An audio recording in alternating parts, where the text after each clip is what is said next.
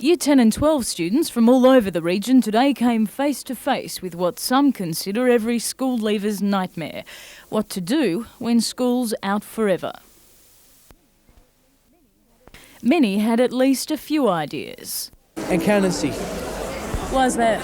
Because I like counting numbers. I was looking at the army, and if not that, something to do with medical. What are you interested in here today? The army. And why is that? Just like a bit, go in there and give it a go. What are you interested in here today? Economics and law. And why is that? I just like finance and banking. According to organisers, law, physiotherapy and the hospitality and tourism industry have emerged as the more popular career areas. Advisors in those fields offered a variety of reasons why. The sporting aspect of everyday life has sort of come into it now. You always see footballers talking about their physio, and you never go a week without seeing someone in their physiotherapist getting ready for the big game on the weekend. Most of them are coming in and asking specifically as to what type of money you earn. I think also because it always appears effective on TV. A lot of them are coming up and saying, "Oh, right, just like what in LA law." The attraction is that firstly it is the country's biggest employer. At the moment there's a recession going on which has a bearing on it, but I think it's accepted that this is going to be the way that we're going to get out of the recession. But are the job seekers of tomorrow really daunted by the state of the economy? Not really. I haven't really worried about it that much. Has the recession made any difference to any sort of career choice you might make? No.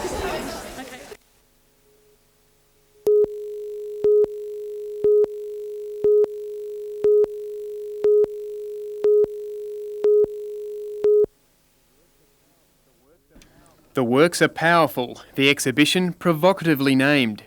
Artists Susan Horsey, Diana Middleby and Kim Wanless bring home their impressions of life's deadly sins. Even though the exhibition has a very heavy overtone, it is very relevant and is a great deal of food for thought, and I think people should come to see the exhibition, if only to ponder and think about what's happening in the world. Kim Wanless paints bold, crude strokes of war, its victims and racial tensions. This work, titled Terra Firma, was inspired by the images of air attacks over Baghdad and the threat of chemical weapons during the Gulf War. For Diana Middleby, the church and religion has perpetuated the oppression of women and their role in society. I think that our religion and religions across the world, across humankind, do tend to keep women in their place, and I think they have really done that. Sue Horsey's work portrays desolate landscapes and man-made monuments to environmental destruction. She does, however, leave room for hope. In this one, it's a positive aspect where nature has a flaw and man fixes it, he goes over it. So this one isn't particularly a deadly sin, this is man helping. The exhibition opens tonight for 1 month.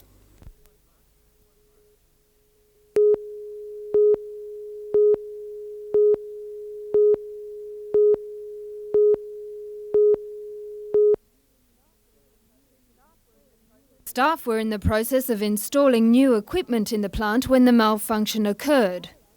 A cloud of sulphur trioxide gas was released into the skies above Bullaroo about 10 a.m. on Saturday morning. While the smoke has cleared, the post-mortem has just begun.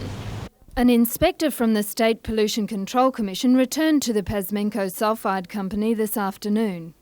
If there were any breaches of the Clean Air Act, well, we would be looking at whether there be possible prosecutions under the Environmental Offences and Penalties Act. If there wasn't any breaches, well, we would be looking at what types of equipment and procedures could be installed to stop it occurring again. The gases spewed out of Pasmenco for more than 10 minutes, and the prevailing winds carried them over Argenton and Cardiff. The weather conditions of the day made it worse for the community. What had happened at that stage, we had a slight southerly, and the plume from the plant actually looped back down to ground level. The State Pollution Control Commission has called for a full report from Pasmenco. It may be several weeks before it is known whether charges will be laid against the company. Jane Anderson, NBN News.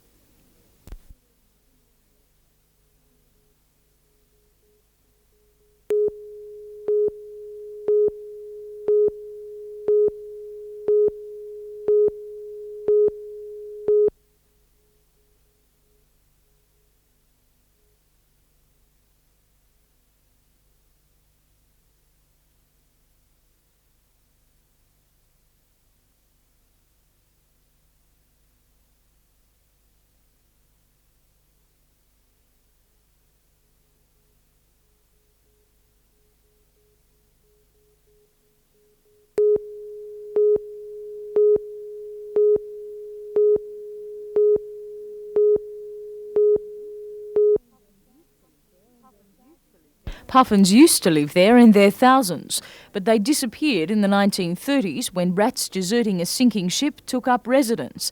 They devoured puffin eggs and soon took over the island. Now the rats have been eradicated by poison, and local children have been recruited to paint concrete decoys to lure the puffin birds back.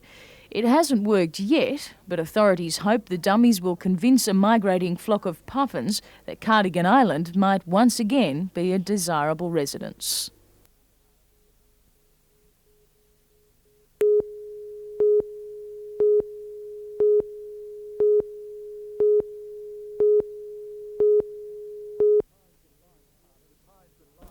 The ties that bind Cardiff and Tanagura were forged in the two towns' classrooms.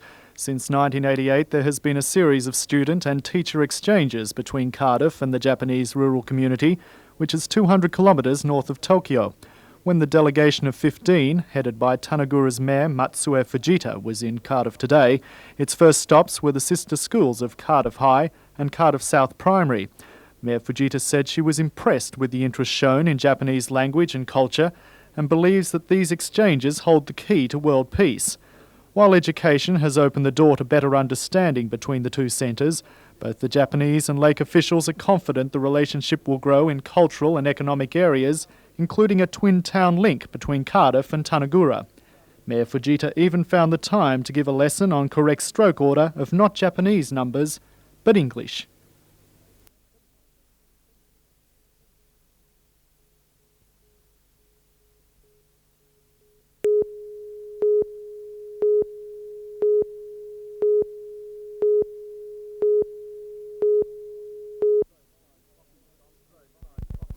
Roadside coffee stops to revive holiday motorists aren't new. Various forms of driver reviver have existed for 20 years, but Charlestown Lions Club member Steve Owen says he developed the name Driver Reviver, which is now a household word. Launched in Charlestown 6 years ago, the Driver Reviver project now operates in almost 70 locations. It's been so successful that Mr Owens registered the title in his name. I registered the name mainly to stop people using it, the particular thing, by having it outside a restaurant or something and then getting people in there under false pretences. This actually happened at one place, and so I just told the local police who rang me about it that as I own the name, if they didn't take the name down, we would sue them. Now he claims that a major commercial sponsor of Driver Reviver is unhappy that the name is in private hands and has asked the Roads and Traffic Authority to try taking it over. But Steve Owens has no intention of surrendering. But I'm certainly not going to give it to a government department because they can't run it. It cannot be run without Lions or Apex or any of the service clubs and various other organisations who are charitable organisations. Now, we're the people that have got the manpower to run it. A spokesman for the RTA admits there was some concern when Mr Owens registered the name. The RTA, like the police, had become intimately involved in Driver Reviver as part of its campaign against fatigue-related accidents. The spokesman said there were fears that Mr Owens might restrict their rights to use the name. In a statement released yesterday, the RTA said that while the scheme continues to operate as it has in the past, the authority will continue to support the community-based road safety initiative. So it appears at this stage that Mr Owens' fears are ungrounded, and the whole matter is just a storm in a teacup. Tom Hilston, NBN News.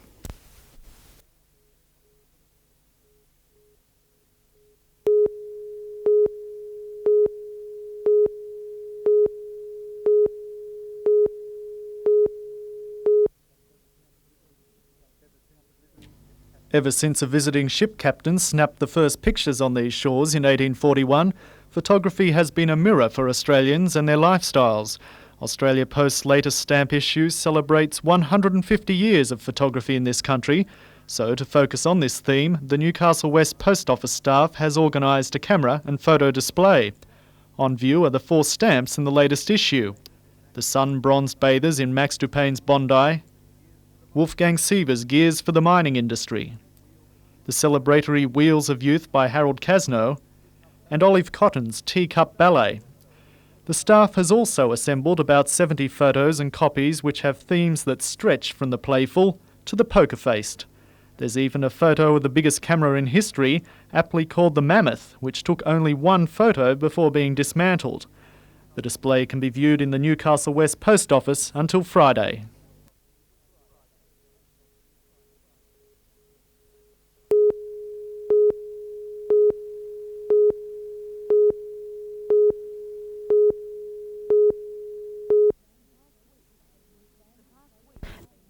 The past week has seen work bans in place at Varley Engineering, workers at Forjack's floating dock walk off the job, and workers at Comsteel stage a 24-hour stoppage.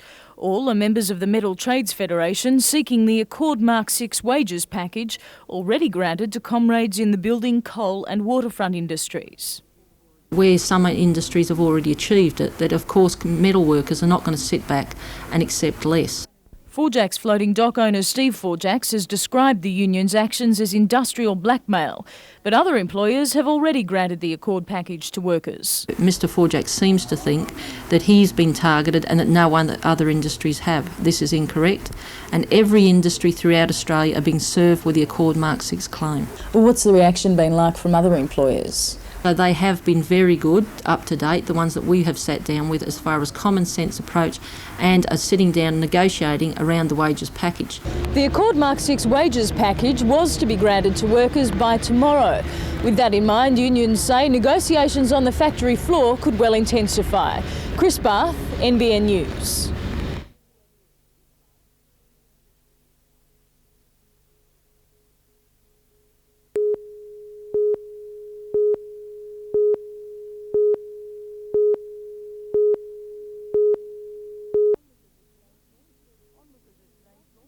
Onlookers at today's launch heard competition is likely to be tough at the NIB Games, which will attract entrants from the Illawarra, North Coast and Western region.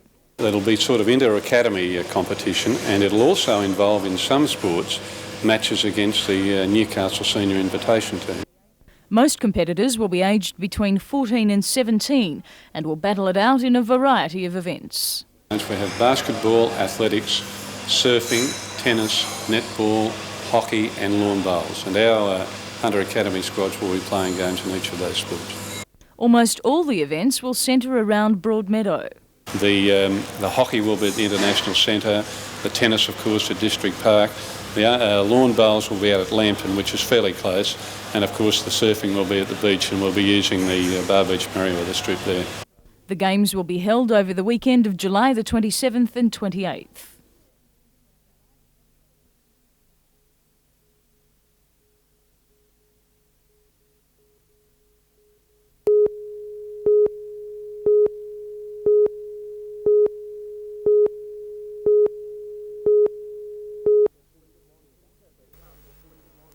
Newcastle Police launch Intrepid ferried the two fishermen back to port at about 5:30 after transferring them from a container ship which rescued the pair from their life raft at about 1 a.m. Captain Frank Romanesi and 17-year-old crewman Shane Wilson ran into trouble when their 10-metre steel-hulled boat Valere hit a submerged object late at night.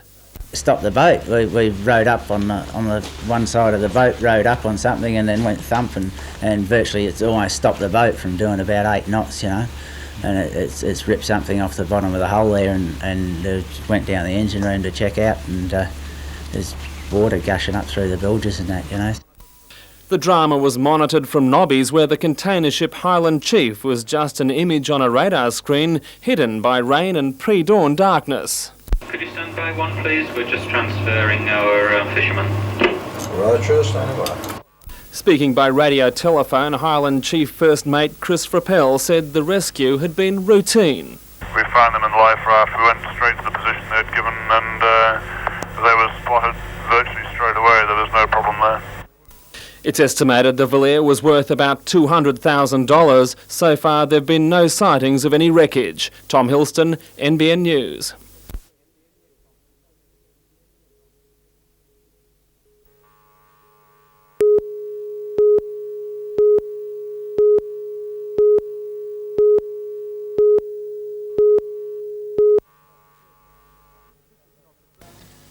This is not the first time the Town Hall Cafe has been facing demolition. For the past 5 years, this structure dating from the 1850s has been the subject of studies and assessments of whether it should stand or fall. Despite a city planner's recommendation that the building should stay, Maitland City Council last night voted for it to come down. Well, we believe that the building itself is unsound. It's dangerous. We have had consultant engineers investigate that particular building. Mayor Fairweather says the council bought the building with the view to demolishing it and constructing a cultural centre as part of the planned civic precinct. But Alderman John Othergy, who is opposed to the demolition, believes the building can still attract tourists and dollars. To my mind, the sensible choice was to look at generating some income rather than demolishing the building and paying rates on an empty block of land. Mayor Fairweather says the council is not anti-heritage. The Macon City Council overall is heritage-minded. There are a lot of heritage buildings that council have supported. But Stephen Berry from the National Trust's Maitland Historic Buildings Committee disagrees. Certainly over the last 10 years, I can't think of one occasion when a building has come up for demolition where council has objected. Scott Bevan, NBN News.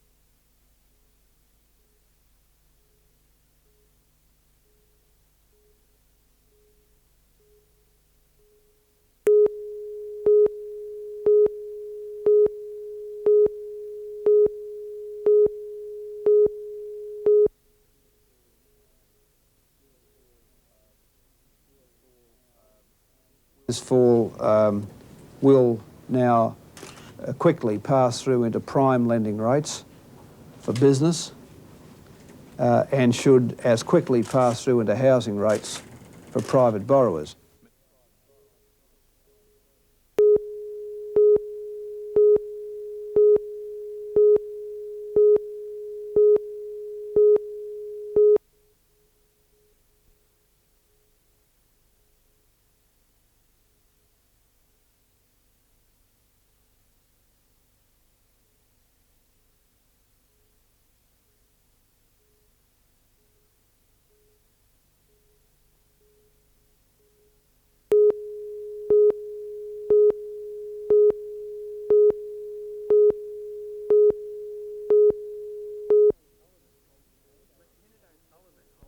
Lieutenant O'Sullivan holds the band-aid on a problem that won't go away.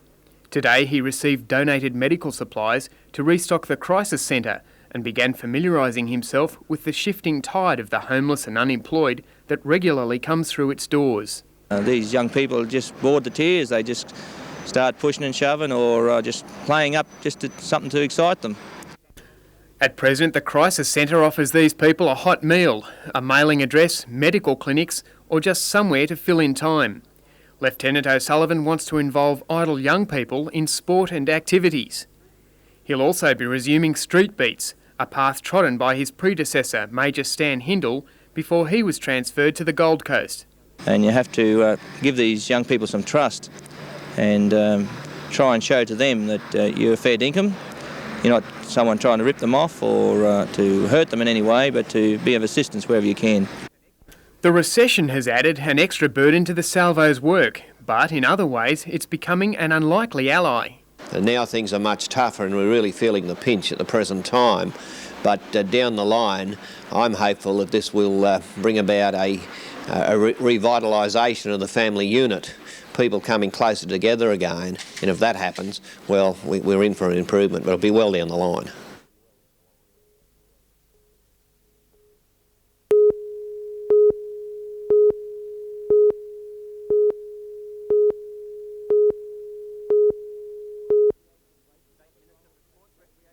State Minister for Sport, Recreation and Racing, Robert Rowland-Smith, again produced the good news at the Department of Sport in Newcastle this morning. Yesterday, the Minister granted $1.16 million for the redevelopment of the Cessnock Racecourse. And today, the Newcastle Jockey Club benefited by $267,850, which will go towards a new infield semaphore board, with the funds coming from the Racecourse Development Fund. Also in the money was the Hunter Academy of Sport, who have had their government contribution increased by $10,000, and the International Sports Centre Trust, who manage the ISC and which is the home of the Newcastle Knights, were granted an additional $60,000 to go towards the installation of emergency lighting. At the International Hockey Centre at Broadmeadow, the new synthetic turf fields got their first real workout on conditions that were less than perfect for the New South Wales Women's Under-21 Hockey Championships. The fields are normally watered before and after matches, but the sprinkler system could take a break and let Mother Nature lend a hand. For many, she must have used both, as there was a little too much moisture and the standard of play was relative to the conditions. 20 teams are taking part in the weekend tournament, with many of the participants already obtaining state and Australian representation. At Bennett's Green Bowl, no such problems with the weather, and the 6th Lake Macquarie Open is in full swing. 98 10-pin bowling experts from all over the state are in Newcastle for the prestigious event, which also incorporates a leg of the Coca-Cola Grand Prix series. One of the toughest to beat will be Terry Ma, who was on target earlier this morning. The finals begin at Bennett's Green tomorrow morning from 9 o'clock, with open men's and women's and junior divisions being contested.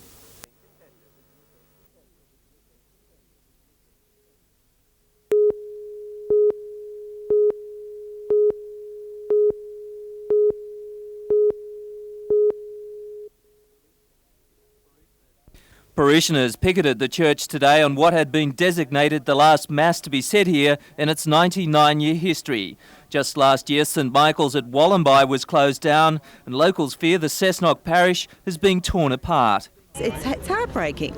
People are mad. They're not happy with what's going on, and we're prepared to do something about it now.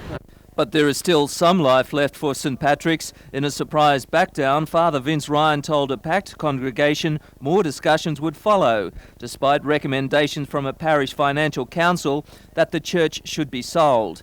There are 600 people in the Cessnock parish. 371 have signed a petition for St Patrick's to be saved. Do you think you're going to get there? Well, by the grace of God, we will.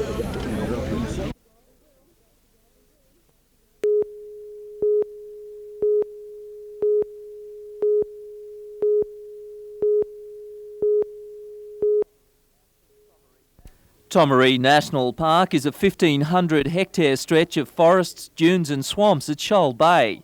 But it's also a haven for koalas. Scores of the natives live in the paperbark and gum trees, fighting against human encroachment.